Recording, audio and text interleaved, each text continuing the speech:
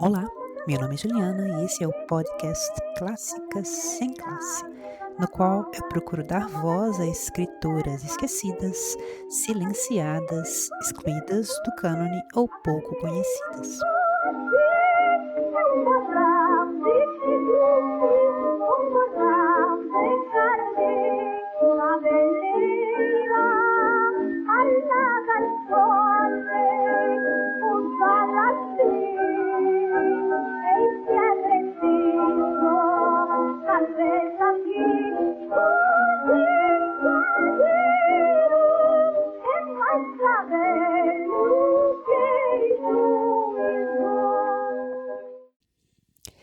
No episódio de hoje, eu falo sobre a primeira parte do romance Uma Paixão, da escritora Chrysantheme.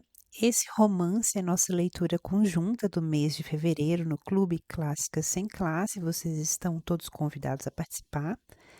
Nós vamos nos encontrar no último domingo de fevereiro pela manhã, dia 22 de fevereiro, para discutir a obra, e o nosso clube é gratuito e aberto.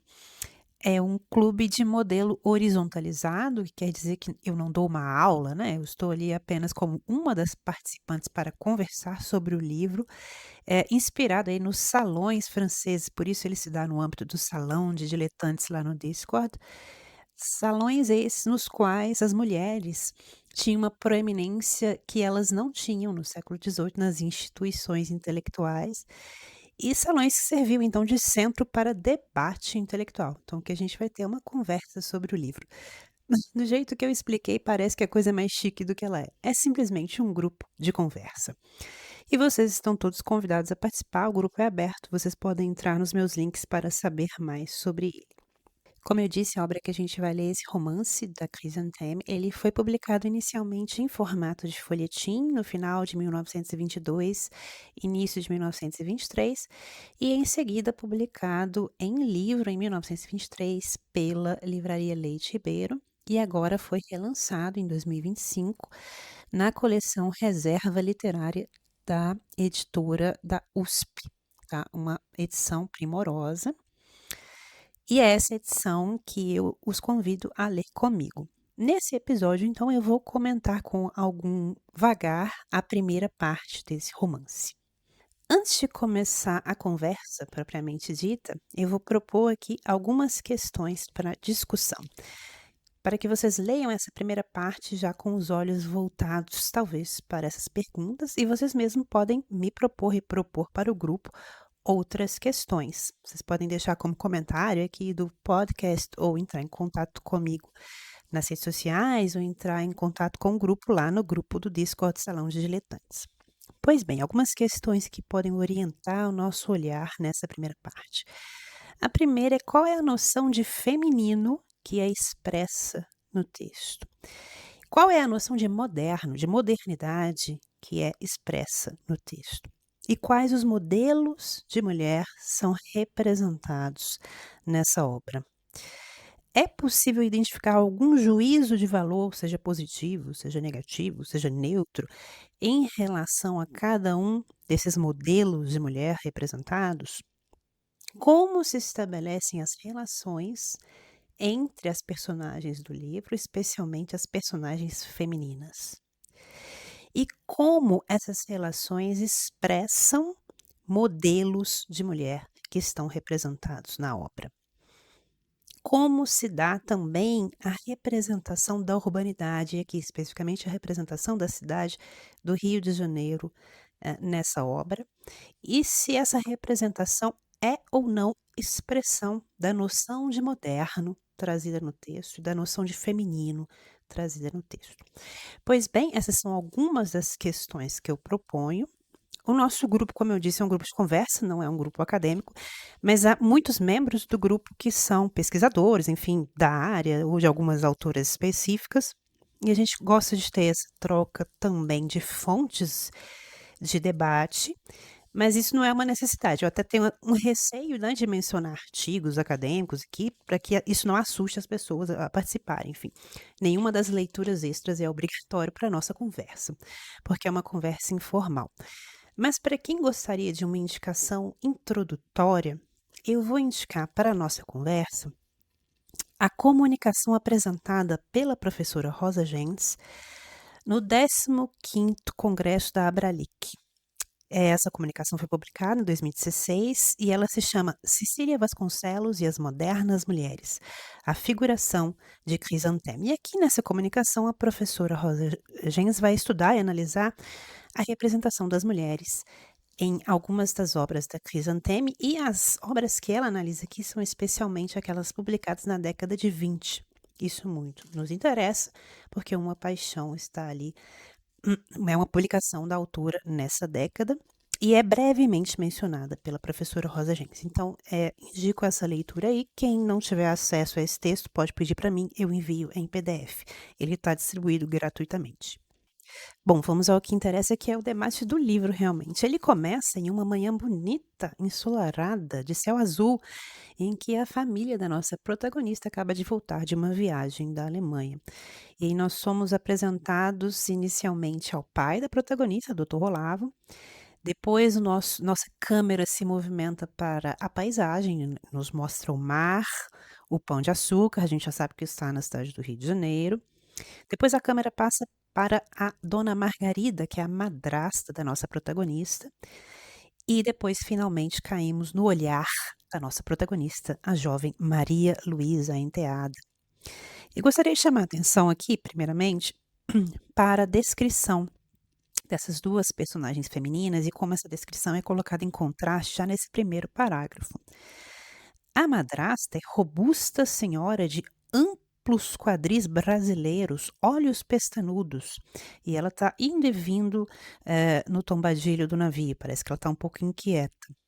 E a Maria Luísa é muito fina, em um vestidinho de lã cinzenta, e tem imensos olhos de azul esverdeado. Vamos ficar com essa descrição em mente quando a gente continuar com a nossa leitura, porque a Crisanteme, tal como a mãe dela, Carmen Dolores, tem uma tendência a descrever personagens moralmente dúbias, e fazer associação entre essa paisagem moral e as características físicas dessa personagem. Então, geralmente, personagens moralmente dúbias são personagens gordas, são personagens ociosas, e ela vai, então, desdobrar essa descrição que ela fez aqui da madrasta, um pouco nesse sentido. Enquanto que as personagens virtuosas, elas são magras, são elegantes, têm um olhar puro. Outro aspecto que eu gostaria de destacar aqui, é que nós começamos o livro quase que no olhar da Maria Luísa, ela está olhando para a paisagem, né. Ela fitava com os imensos olhos de um azul esverdeado o céu de cristal, as montanhas negras, as fortalezas brancas da nossa maravilhosa Barra. É a natureza exuberante do Brasil. E ela está voltando da Alemanha, ela tinha tido muitas dúvidas com relação a esse retorno, ela queria continuar lá, mas quando ela se depara com a beleza do Brasil, ela é imediatamente conquistada novamente para nossa terra. E essa descrição da natureza exuberante é uma expressão do nacionalismo, né, já nos tempos do romantismo. Então, a gente vê isso aqui um pouco ainda nesse olhar da Maria Luísa. E é quase como se o olhar dela refletisse o mar e o céu azul, com os quais o nosso parágrafo começou lá no início. Outro ponto interessante é que o primeiro personagem, sobre o qual a nossa câmera se debruça, é o pai, é o doutor Olavo de Azambuja, que é um advogado. A câmera passa pelo homem para depois passar pelas personagens femininas, como se estabelecesse ali um vínculo de autoridade. Ao contemplar a natureza, nossa Maria Luísa tem um flashback. Ela se lembra dos tempos na Europa, que ela tinha uma amiga alemã, Gretchen, e essa amiga era muito independente, tinha trabalhado em fábrica durante a guerra, cortava o cabelo a garçona, né, como se fosse um corte de cabelo de rapaz, não tinha o objetivo de se casar, tinha tido vários encontros românticos. E a Maria Luísa, a princípio, se diz então, que fora seduzida violentamente pela evolução feminina da Europa. A energia e a independência das mulheres que gritavam bem alto seus direitos, reclamando para si uma igualdade absoluta com os homens, já que em muitos casos elas lhes eram superiores. E aí o capítulo continua com uma descrição das conversas entre Maria Luísa e Gretchen, no tempo em que Maria Luísa ainda estava na Alemanha. E a Gretchen vem dizer que ela amou 3 homens, né, e não quer saber de nenhum, quer se comportar da mesma forma como eles se comportam, né.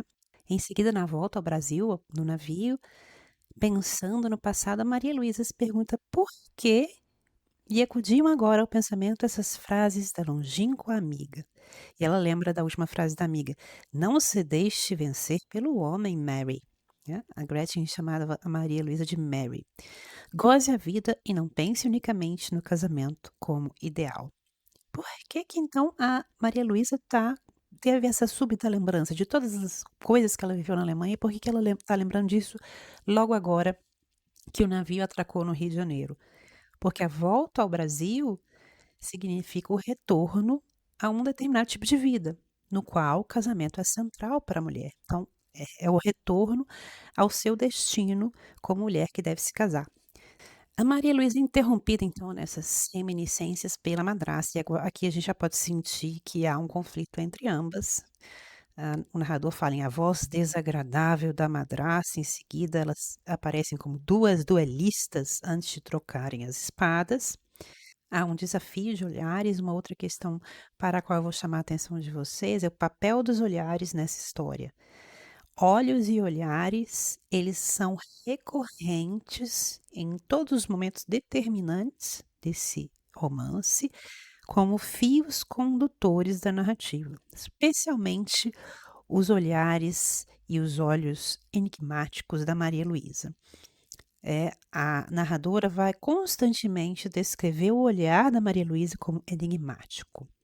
E os personagens estarão constantemente calando informações importantes que eles comunicam uns com os outros apenas pelo olhar. E aqui nós temos a primeira troca de olhares que nos diz tudo aqui nesse momento da narrativa, que é a troca de olhares entre a madrasta e a enteada, um desafio de olhares, que é interrompido pelo doutor Olavo Azambuja, o pai da Maria Luísa, que interrompe as 2 personagens, interrompe a narrativa, porque a partir do momento que ele chega ali no Tombadilho, ah, nós começamos a saber um pouco da história dele, né, a primeira esposa dele, mãe da Maria Luísa, morreu, e ela era o oposto da madrasta. Ela era meiga e serena, enquanto que a Margarida, a esposa atual, é despótica. E esse é um outro ponto que eu gostaria de frisar aqui, que esse romance é todo construído na base de duplos. É como se fosse um jogo de olhares e um jogo de espelhos, uma sala de espelhos. A Margarida é duplo da primeira esposa do Olavo, que era a Dona Ercília, e mais personagens que serão duplos uns dos outros vão aparecer ao longo dessa história, eu vou apontar para vocês. A mãe da Maria Luísa morre, então ela é criada pela uma mulher solteira, uma criada portuguesa, Benedita, e a irmã mais velha da mãe dela vem morar com eles para ajudar a criar a filha, que é a tia Silvia. Essa é uma mulher que representa aqui a figura da mulher solteirona. Então vamos nos atentar para a forma pela qual a mulher solteira é representada nesse romance.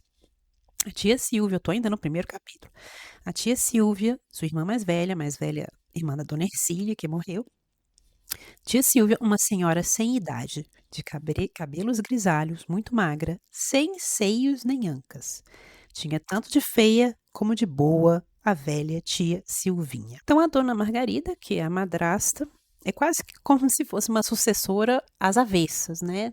É ela que assombra a casa deixada pela mulher anterior. E a nossa Maria Luísa é quase que como se fosse uma Capitu às avessas, e vocês vão entender isso ao longo do livro, mas aqui já no início ela é descrita como a menina dos olhos enigmáticos. Pois bem, Olavo perde a primeira esposa, casa-se com essa mulher despótica, tem uma filha chamada Lucy.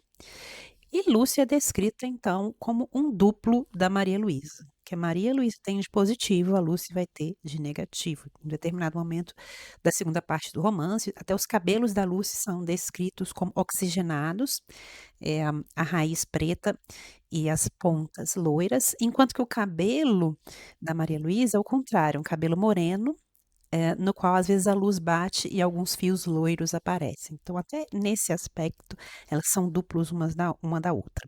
Pois bem, Lucy é aquela menina criada para ser um bibelô, que se comporta aí como uma rainha de salões para conquistar os homens, ela se comporta como uma mulher doce, meiga. Ela conhece o médico doutor Maurício Jardim, casa-se com ele. Ela é mais nova que a Maria Luísa, isso é apontado diversas vezes no romance. A madrasta sempre lembra a Maria Luísa: "Você já está velha, ainda não casou, ninguém te acha".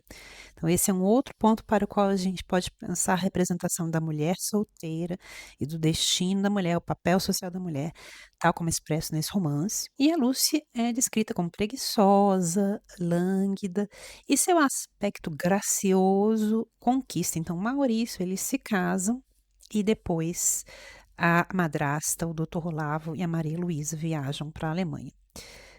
Eles voltam, a gente vai descobrir ainda nesse capítulo, porque Lucy está grávida e a Margarida, a madrasta, não pode ficar longe da filha. Eles decidem então voltar mais cedo. Aqui, novamente, a Dona Margarida, descrita por seus traços físicos e esses vistos de forma negativa pelo romance, como expressão também de sua paisagem moral. E expressão de uma gordofobia da escritora, né? Ela é descrita aqui com a mão curta e gorda da irritadiça senhora. O segundo capítulo começa ainda na Alemanha, quando a família decidiu voltar para o Brasil por causa da gravidez da Lucy, e a Maria Luísa está no quarto dela e ela começa a pensar na vida dela e no que ela viu ali na Europa, na independência das mulheres de lá e se ela quer isso para ela. Vou ler um trecho aqui.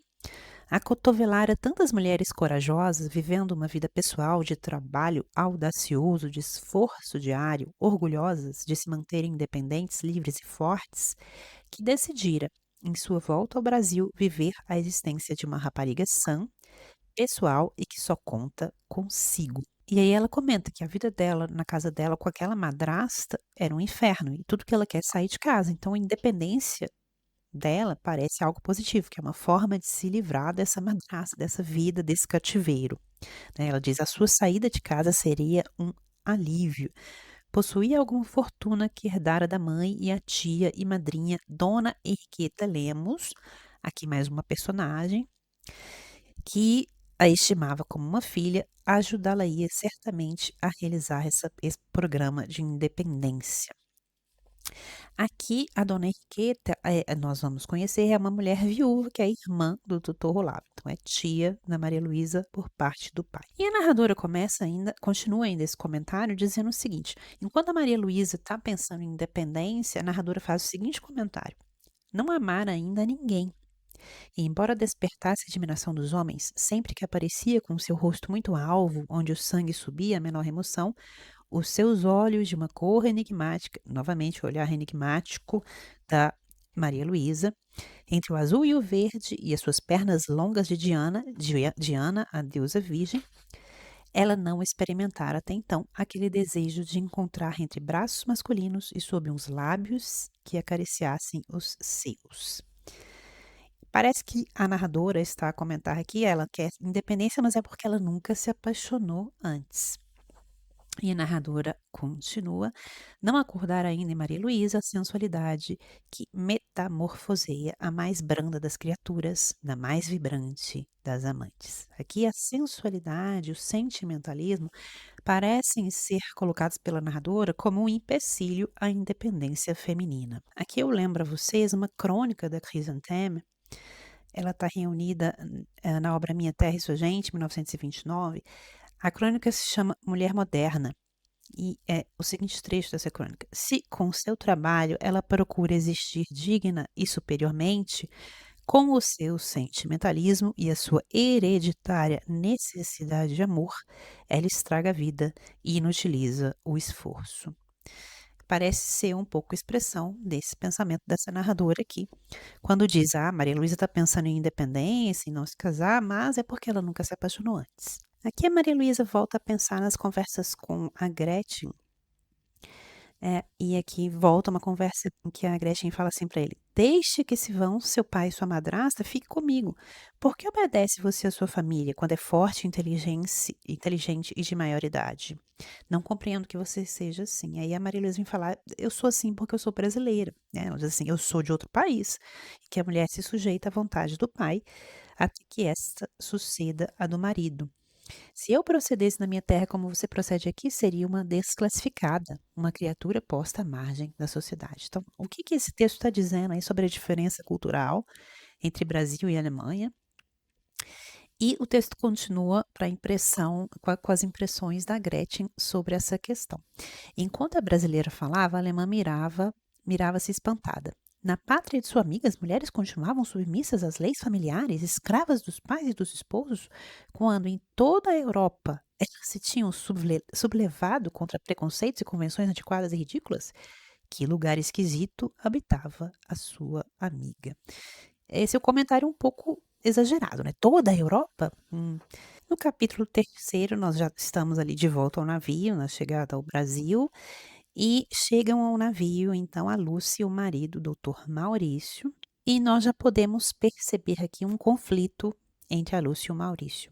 A Lúcia está sempre brigando com o Maurício e ele aguentando tudo calado. E diante desse conflito, nessa cena, começa a haver uma aproximação entre a Maria Luísa e o Maurício. Ambos são vítimas, né, dessa Lucy e da mãe dela, Margarida. E eu vou ler aqui: "Sem inquirir da essência do sentimento que a fazia agora contente por ter chegado à pátria, quando tanto chorara na véspera da partida a ideia de voltar a viver com a madrasta, debaixo do mesmo teto segundo os estreitos moldes brasileiros, a rapariga encontrava um enorme encanto em contemplar aquela soalheira chamejante que caía do céu sobre o mar, queimando as suas faces cor de jasmim e ateando-lhe nos olhos claros uma luz que os fazia refulgir como pedras preciosas". Novamente o olhar da Maria Luísa, e aqui há uma junção entre o sentimento que ela começa a nutrir pelo Maurício e o sentimento que ela nutre ao contemplar a natureza, algo também de essência romântica, essa ideia do sentimento contemplativo como expressão da natureza exuberante. Há uma troca de olhares entre Maria Luísa e Maurício quando ela percebe que Maurício sofre naquele casamento, que a Lucy é tão despótica quanto a mãe dela havia sido. E aqui nós vemos mais um duplo, Maurício como duplo do Dr. Olavo. E aí o Maurício ajuda a Maria Luísa a descer do navio, e aí o que que ela sente? O despertar físico. Teve então um calafrio delicioso, mas tão ligeiro ele foi que essa sensação não a amedrontou.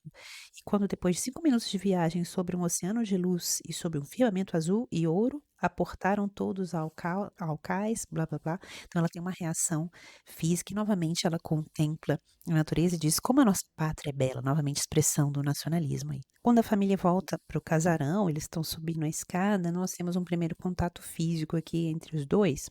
A todo momento o médico também está correspondendo a esse encanto da Maria Luísa, ele está sempre comparando a cunhada, a singeleza, a graça, a ternura com a Lúcia despótica.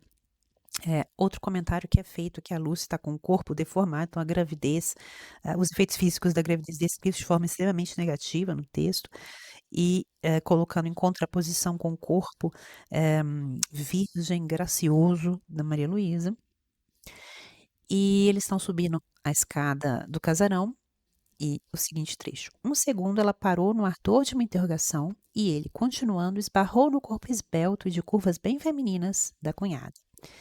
Um aroma doce e ardente evolui-se dela, subindo-lhe as narinas e perturbando até a vertigem.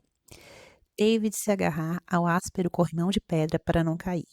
E quando Maria Luísa, que lhe sentira o roçar, se virou para ele, o encontrou com uma face branca de desmaio". No capítulo seguinte, nós temos um encontro no casarão entre a família que acaba de chegar de viagem e seus conhecidos.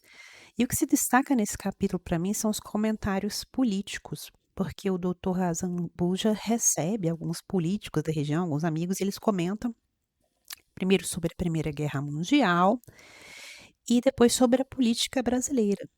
eles comentam sobre o Epitácio Pessoa e o Arthur Bernardes. Vamos lembrar que esse livro foi publicado em folhetim já no final de 1922, então, assim, as discussões políticas da eleição naquele ano estavam fervendo e ela vem trazer, a Crisantemo traz essa discussão de forma tangencial, mas traz dentro desse livro. Então, uma mulher falando de política de forma tangencial, por meio de um personagem masculino, né, o doutor Olavo e os amigos dele, mas comentando sobre a política do país. No capítulo 5, nós estamos já no quarto da Maria Luísa, ela está acompanhada da Benedita, e eu vou chamar a atenção para a forma como a cidade entra pela janela da Maria Luísa, a modernidade a todo momento se imiscuindo na vida dela.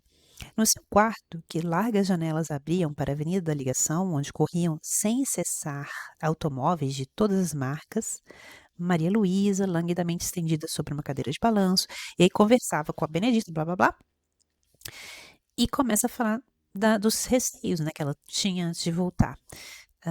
Quando ela disse que na Europa, lá eu era mais livre, saía sozinha, ia onde desejava, gozava, enfim, de uma liberdade tão deliciosa, de uma independência tão absoluta. E quando ela volta ao Brasil, a vida é outra, né? Não pode sair sozinha mais, tem que sair acompanhado, o destino dela já está marcado, coisas que não eram dadas quando ela estava em um lugar diferente, né? A importância da viagem para deslocamento do sujeito, né? E eles começam a falar do Maurício e da Lucy, né? Começa a falar, eles brigam muito, ela trata muito mal o Maurício, coitado. Aí a Lucy enfeiou muito, ela ficou, a gravidez ficou muito gorda, um comentário, novamente a gordofobia aí na descrição da personagem. Nesse dia, então, que ela acabou de chegar, ela tá no quarto dela e alguém joga uma rosa vermelha pela janela. Eu vou ler esse trecho. De repente, uma rosa vermelha tirada do jardim caiu-lhe no regaço e ela ouviu a voz de Maurício, que de baixo a chamava. No seu colo, a rosa parecia um grosso coágulo de sangue. A rapariga estremeceu e empurrou-a para o chão, onde ela foi cair com um som macio e surdo. E essa rosa ela vai ser retomada na segunda parte desse livro, mas parece ser um mau presságio aí, né, essa cena já é um pouco estranha, o cunhado jogando uma flor pela janela que cai no colo da da nossa protagonista, e essa flor parece um coágulo de sangue. É um mau presságio para essa relação. O capítulo 6 começa então com o fim do mês de maio e a retomada da vida na casa dessa família. Eu vou chamar a atenção para o papel das flores nesse romance. A todo momento são mencionadas flores, algo que também nós vemos, por exemplo, no romance Enervadas, em que o perfume das flores tem um efeito sobre a protagonista. E aqui também esse cenário de flores vai ter um efeito sobre a relação da protagonista com o médico, o doutor Maurício, e com o que ela está sentindo. Então, o mês de maio findava entre um desabrochar violento de crisântemos amarelos e de acácias da mesma cor, que tombando atapetavam as ruas de pétalas claras. Então, uma ideia de queda. Eh, Essa descrição minuciosa, essas flores também criam uma atmosfera de decadentismo, né? E isso também a gente vê muito no romance Enervadas e algo que me lembrou também a escrita da escritora francesa Colette.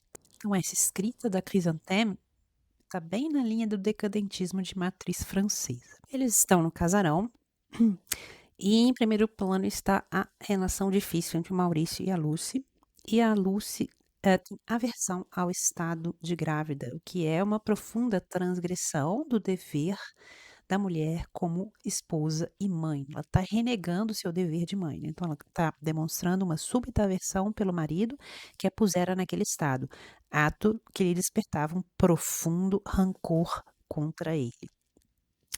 Maria Luísa está tocando piano e alguém pede que ela toque uma canção francesa. E aí a dona Margarida, que está sempre alfinetando a enteada, diz assim: "No meu tempo, as moças solteiras não cantavam essas músicas. Hoje está tudo mudado. Verdade é que Maria Luísa não é nenhuma menina, está ficando velha e não casa". Aqui mais um apontamento, né. Qual que é a visão da mulher solteira, do papel da mulher que é expresso nessa fala da Margarida, e qual que é a visão sobre a mulher moderna, que também está nas entrelinhas dessa fala. Por causa dessa alfinetada da madrasta, a Maria Luísa então decide cantar essa música francesa que é profundamente explícita, né, sobre sentimentos físicos, e ela canta olhando para o cunhado, fazendo até meneios gentis da sua cabeça. Então ela consegue expressar na língua estrangeira, na canção em francês, uma liberdade que ela não consegue em português. Tal como ela conseguia gozar uma liberdade quando estava no estrangeiro, que ela não goza mais quando ela está no Rio de Janeiro. E depois a tia dela, tia Silvia, né, tia Silvinha, pede para ela traduzir a música, ela morre de vergonha do que quer dizer a música, né. Nossa, ela cai em si: "Que eu fiz, né? Fiz uma confissão de amor aqui, hã, explicitamente". A Maria Luísa fica morta de vergonha, volta para o quarto, e aí nós temos aqui que a nossa narradora vai reafirmar a inocência, a virtude da nossa protagonista. Ela vem dizer que sua alma de moça inexperiente às sensações do amor, avessa aos flirts que lhe tinham sido ofertados, assimilava com excessivo rigor essas novas palpitações que ressentia por Maurício. Procurava desculpar-se desse estranho interesse pelo marido da irmã, acusando essa de o maltratar demasiado na sua presença, e ela tentar então contrabalançar esse maltrato com a sua afeição. Sua consciência, todavia, badalava-lhe que isso não era exato. Ela gostava de Maurício simplesmente porque Maurício era Maurício, inteligente, robusto e bonito. Então aqui, a gente já começa a entrar no exame de consciência da personagem, e isso começa a ser introduzido por uma mudança para discurso indireto livre. Quando começa na frase seguinte: "Sim, bonito, por que ela não o confessaria?".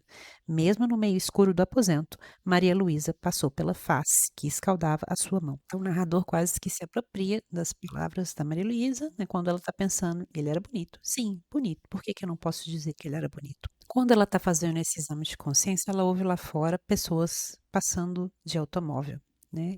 No silêncio da hora avançada, os automóveis rareavam, mas em alguns deles viam-se homens e mulheres estreitamente abraçados, sem pudor e sem receio, certos do sono dos severos moralistas e dos bons burgueses. De repente, à luz acesa de uma limusine envidraçada, a moça avistou um casal que se beijava, e logo depois, como um seguimento ao ósculo ardente, ela escutou a voz da mulher, que cínica e sensual entoava os versos da tremenda e capitosa valsa Je t'aime, que havia tão poucas horas ela também cantara. É como se fosse uma resposta para ela, estava se indagando o que que vai acontecer comigo, né, com esse sentimento, e aí ela vê essa cena de um casal se beijando, né, um emblema da modernidade, entrando quase que pela janela para o quarto dela. No capítulo seguinte, nós somos introduzidos à irmã do pai da Maria Luísa, né, a dona Henriqueta, que é uma viúva rica, e temos a história dela. O marido dela ficou doente, ela cuidou do marido, enfim. E temos também a cena de que na qual o marido da dona Henriqueta morre, quase uma cena descrita com detalhes góticos, né, o cadáver morre agarrado às rendas do penhoar dela, como se fosse uma mortalha, e ela dá um grito, enfim, tem detalhes um tanto góticos. E nós ficamos sabendo que ela mora com uma amiga que também é viúva, que sofreu muito no casamento, o marido a traiu, que é a dona Bela, e a dona Bela é o oposto da dona Henriqueta, porque ela não admite que envelhece, ela pinta o cabelo, ela é um tanto esotérica, ela agora se dedica ao espiritismo, isso vai ter também uma função no texto, inclusive até pode demonstrar um certo preconceito contra o espiritismo, a forma como isso é expresso ou representado aqui no livro. E a dona Bela é quase como se fosse um alívio cômico do livro. Nessa cena aqui, ela vai virar para dona Henriqueta e vai dizer, sobre uma sessão espírita da qual ela participou: "Ai, Henriqueta, hoje a coisa foi sublime. Falei com Alcindo Guanabara, que grande espírito".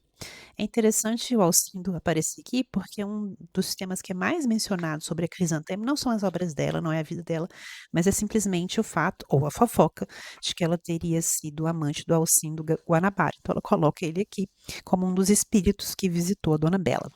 A Maria Luísa vem visitar a madrinha, né, a dona Henriqueta, e vem dizer: "Olha, não estou aguentando mais viver com a minha madrasta. Eu não quero mais me sujeitar à existência de que minha madrasta me submete. Sinto-me humilhada, cheia de vergonha e de repugnância por um tal modo de deixar correr os dias. Você vai ajudar-me a que eu me faça uma existência pessoal independente e digna?". Ela quer ser independente, ela pede a ajuda da madrasta. No capítulo seguinte, a vida da Maria Luísa dá uma melhorada, porque a madrasta vive na casa da Lucy para cuidar da filha dela, né, que está grávida, então a ausência da madrasta causa um alívio muito grande na casa da Maria Luísa, ela se sente ressuscitar, e até o doutor Azambuja tem mais liberdade para chamar os amigos. Aqui novamente há um comentário, eh, político, né, sobre a questão do Arthur Bernardes, Nilo Peçanha. E o comentário é de que o doutor Olavo, ele perdia a fé muitas vezes nesses combates oratórios, vendo a futilidade e o impatriotismo que dominavam quase sempre os espíritos dos contendores. E um comentário da Crisantemo, político. Todos esses debates políticos aos quais vocês estão se dedicando são mera vaidade, expressão de vaidade e de interesses particulares. Veja que ela coloca os comentários políticos na voz do personagem masculino, do patriarca, né, do pater familias da história.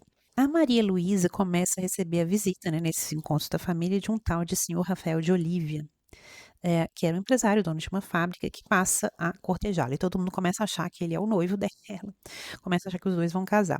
Ao mesmo tempo, a Lúcia começa a perceber que tem alguma coisa rolando entre a Maria Luísa e o marido dela, e o Maurício, né, e começa a ter uma certa inveja.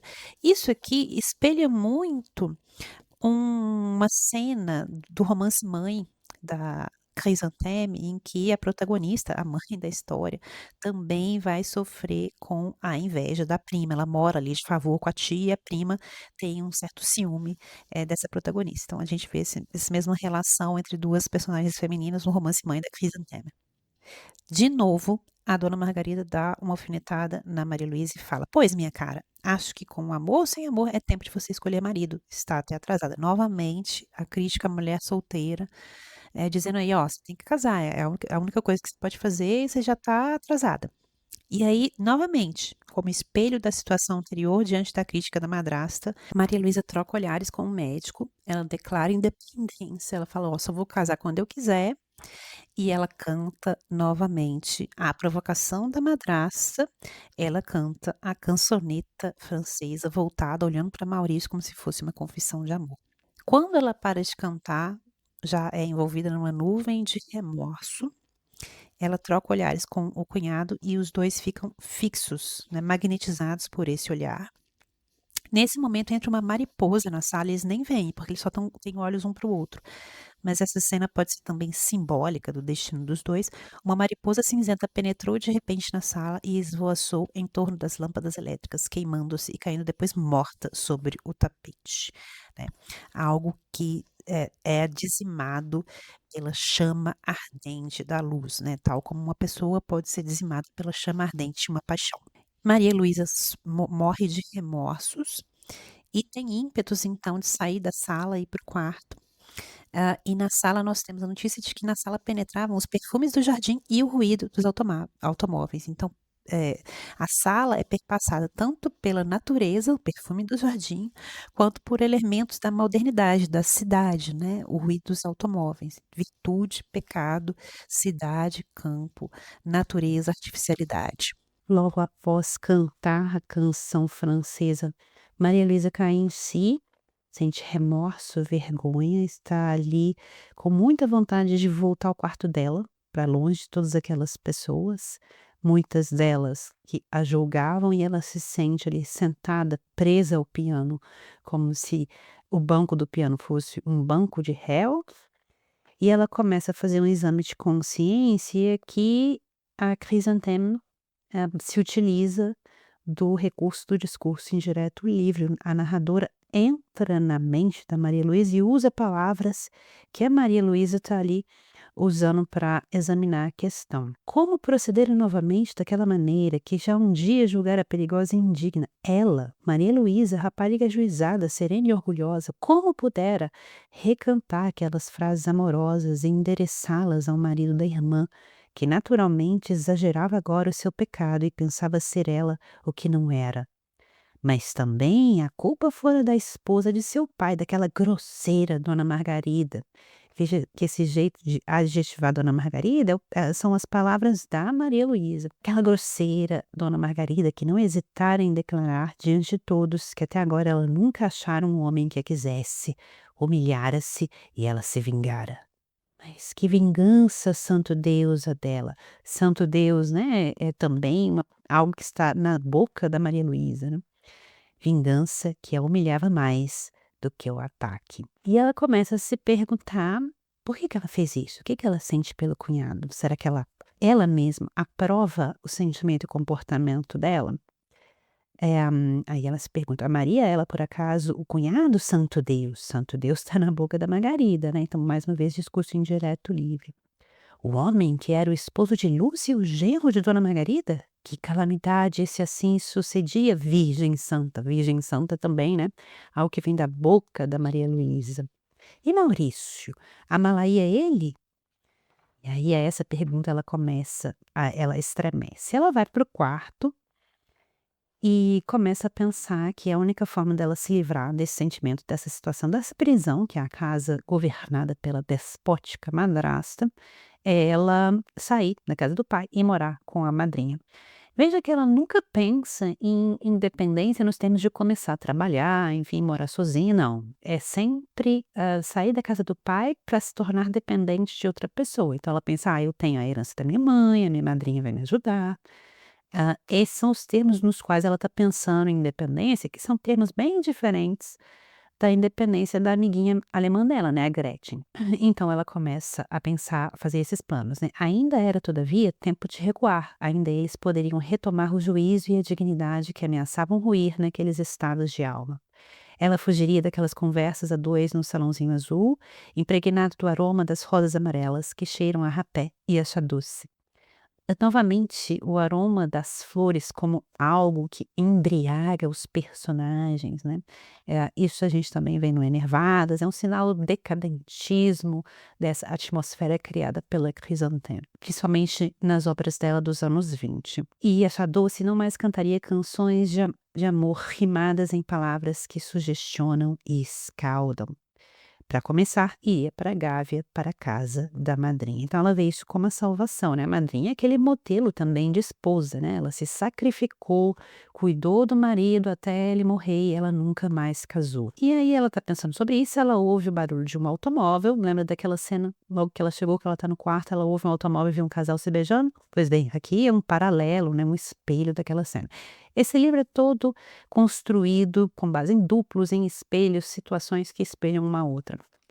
E ela ouve esse automóvel e ela vê: "Ah não, o Maurício está indo embora com a esposa, com a Lucy". Ela olha para a janela, o Maurício olha para ela, há uma troca de olhares, eles se comunicam tudo naquele momento por meio desses olhares.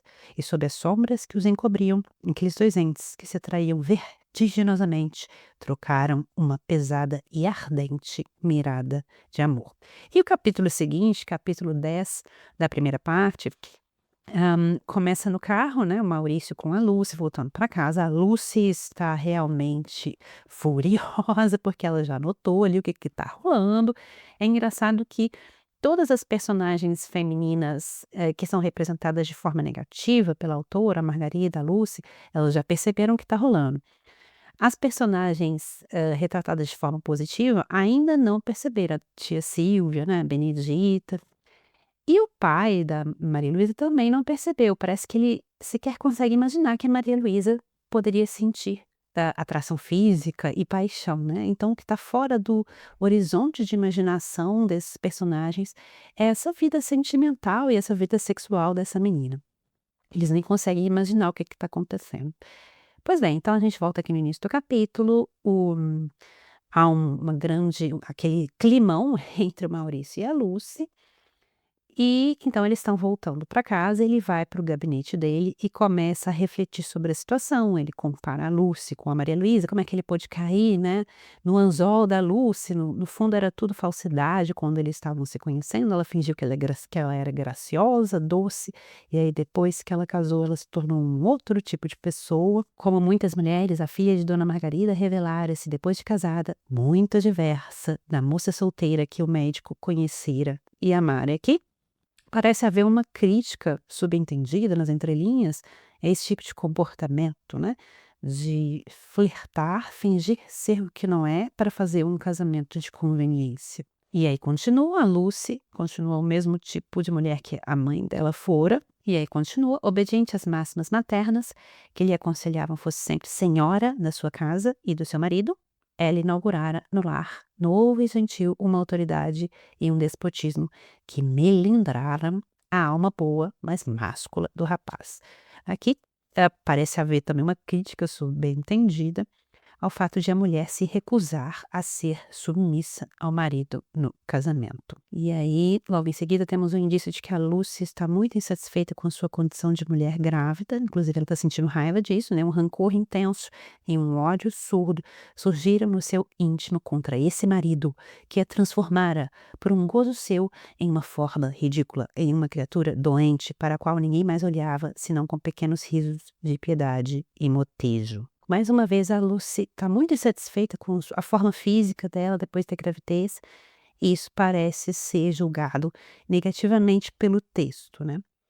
E aí a Lucy nós temos um momento aqui também que a narração entra na mente da Lucy, né, empresta palavras que são da Lucy, e ela começa com muito ódio a pensar na Maria Luísa. Também como aquela falsa Madonna se virara para ele, né, para o Maurício, quando cantara a valsa indecente em que os beijos eram soluçados a todo momento. A falsa Madonna é a Maria Luísa, né. Estariam ambos a burlá-la? Desgraçados deles, se assim ousavam. Essa frase é da Lúcia, né. Então é mais uma instância de uso do discurso indireto livre. Paralelamente a essa cena em que a Lúcia está fervendo de raiva e pensando no Maurício e na Maria Luísa, no que está acontecendo, o Maurício também está fazendo um exame de consciência, então ele está refletindo sobre o seu sentimento. E aqui nós temos também uma instância de uso do discurso indireto livre, em que a narradora entra na mente do Maurício e se apropria de palavras que na verdade são dele. Mas que sairia de tudo aquilo? Deus meu, quem está falando é o Maurício. Amá-lo-ia ela, a linda e fina criatura que o embriagara desde o primeiro momento em que ele fitara os seus olhos enigmáticos a um só tempo de criança e de mulher? Então ele está falando, será que ela me ama? Aí ele começa a relembrar o dia que ela chegou, o momento que ele encostou nela na escada, quando eles estão voltando para o casarão da família, e que ele se sentiu então renascer com esse momento. Ele está sonhando, né, assim, num estado de sonho, pensando sobre essas questões, e ele acorda para a realidade. Opa, eu tô aqui na casa com a minha mulher, ela tá no quarto dela, eu tô aqui no meu gabinete de leitura, ela tá grávida, daqui a pouco nosso filho vai nascer. Aí ele acorda desse sonho opiado, né. Aqui eu vou apontar o fato de que o estado do sonho é algo também recorrente nesse romance, não só porque é uma cena em que o sonho é considerado como algo que traz mensagens para os vivos, mas também porque quando os personagens estão nesse estado de paixão, é como se eles estivessem, flutuando, vivendo um estado de sonho, né. Então ele também estava nesse estado de sonho, quando ele estava rememorando, quando ele encontrou a Maria Luísa depois que ela voltou da Alemanha. Ele volta para a realidade, entra no quarto da esposa e ele sente que ele penetra como uma visita no quarto da esposa, né. Veja que a separação do casal e o conflito do casal está todo escrito só nessa frase. E o capítulo seguinte, capítulo 11, que é o último capítulo da primeira parte, já começa com uma briga de casal. A Lúcia está no quarto, o Maurício acabou de entrar e ela fala: "Ó, eu vou largar tudo, vou te abandonar e vou voltar para casa da minha mãe". E aí, no primeiro momento, ele fica chocado: "O quê? Você vai abandonar a nossa casa?" E ela fala: "Não consigo mais continuar sofrendo, você é muito frio, muito indiferente, blá-blá-blá". E ela estava com os olhos fervendo de raiva. Mais uma vez, o olhar dos personagens descrevendo algo que eles, sequer podem conter, mas não conseguem falar claramente, né. E nos seus olhos castanhos havia um clarão amarelo de raiva, esses são os olhos da Lucy. E o Maurício percebeu tudo: ela está querendo me manipular. Eu não vou responder a isso do jeito que ela está esperando que eu responda". Enérgico, voluntarioso, pessoal, o médico vira com força de ânimo a debacle, a ruína do seu casamento, a transformação da gentil e meiga criatura que ele cortejara e trouxera para sua casa, numa despótica e impertinente senhora, frívola de modos, desprovida de toda a nobreza e elevação de pensar, sem nenhuma espécie de solidariedade com ele e argentária como um agiota dos mais ferozes. Veja que aqui a elevação moral da personagem estaria ligada ao fato de que ela seria submissa ao marido, mas como ela é despótica, ela é considerada desprovida de toda a nobreza e elevação de pensar. E aí o Maurício continua a refletir. Mesmo na intimidade do leito, Lucy mostrara-se fria, sem meiguice, como sem sensualismo, bocejando aos convites amorosos do marido e revelando-se sempre o ente egoísta e calculado que nunca deixara de ser, mesmo em plena farsa de noivado, farsa que passara desapercebida do moço apaixonado e decidido a fundar o seu lar. Esse é um ponto que eu gostaria de parar aqui e refletir melhor. Primeiro porque a Lucy pensa a mesma coisa dele. Ela pensa: eu tô grávida porque o Maurício é um egoísta. E ele pensa da Lucy: ela é indiferente, né? Não quer cumprir com os seus deveres de esposa, um deles, né? Prover atividades sexuais para o marido. E ela não o faz, ou ela está fria, indiferente, porque ela é egoísta. E aqui parece haver também uma crítica à falta de submissão da esposa, e o elemento máximo dessa falta de submissão é o fato de que ela se nega a cumprir com os seus deveres sexuais para com o marido, né, consumar a relação. Há um outro romance da Chrysantheme em que esse é um ponto crucial num conflito de um casal, que é um romance já da década de 30. Então há uma certa diferença entre as personagens femininas da Chrysantheme nas obras da década de 20, da década de 30, mas esse ponto aqui da mulher que se nega a prover atividades sexuais para o marido é também crucial no romance A Mulher dos Olhos de Gelo, e crucial para a justificativa que o personagem masculino vai dar para a violência que ele vai cometer com a mulher nesse romance, tá? De qualquer forma, essa negativa da esposa de prover com o seu dever como esposa nesse campo sexual é criticada como uma certa afronta aqui por esse trecho do texto. Pois bem, Maurício e Lúcio estão no quarto e há um conflito, né? Que a mulher que trabalha para a Lucy percebe muito bem o conflito do casal e decide, né, sair de campo, né? Camila, discreta, vendo os dois cônjuges em frente um do outro, como dois lutadores que medissem as suas forças, esgueirou-se pela porta, desaparecendo. Eles estão olhando com muito ódio um para o outro, e aí o Maurício fala: eu não sou homem que prenda junto a mim uma mulher que não deseja. Pode ir, se você quiser. E nesse momento a Lucy fica ainda com mais raiva, né, com os olhos fulgurantes de ira. E aí ela fala: você tá querendo se ver livre de mim para poder namorar a minha irmã, né? E aí o Maurício fica com mais raiva dela, e os olhos dele espelham os olhos da Lucy nesse momento. A Lucy tá olhando com muita raiva para o Maurício, e ele também. Seus belos olhos de árabe soltaram chispas como centelhas de fogo. Mas ele, como herói do romance, embora herói um tanto torto, nós vamos ver, ele logo toma consciência da própria raiva, se controla, lamenta a situação, lembra que ele vai ter um filho dessa mulher e fala: ó, Lúcia, calma aí, tu estás doente, deita-te, dorme, amanhã a gente conversa. Somente fica certa de que eu não te contrariarei em nada. Vai para casa da tua mãe, se quiseres. Não quero que te zangues nesse estado. Que ele ganha essa pequena batalha, mas não sabemos ainda se vai ganhar a guerra, né? Mas ele ganha essa batalha, a Lucy se vê aí vencida e volta a dormir. Se nega a abraçar o marido, né? Como uma serpente escapou-se do seu enlace e correu ao leiro.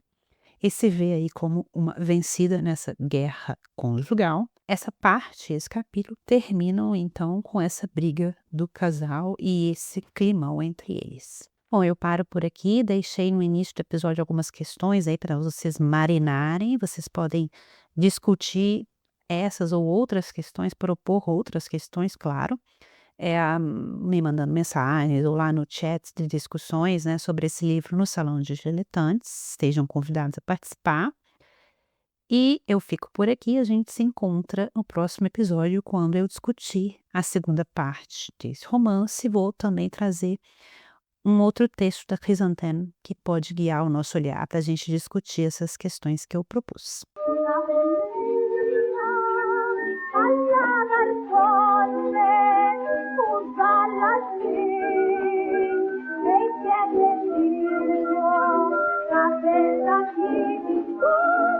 Esse episódio foi escrito, produzido e apresentado por Juliana Brina em fevereiro de 2026.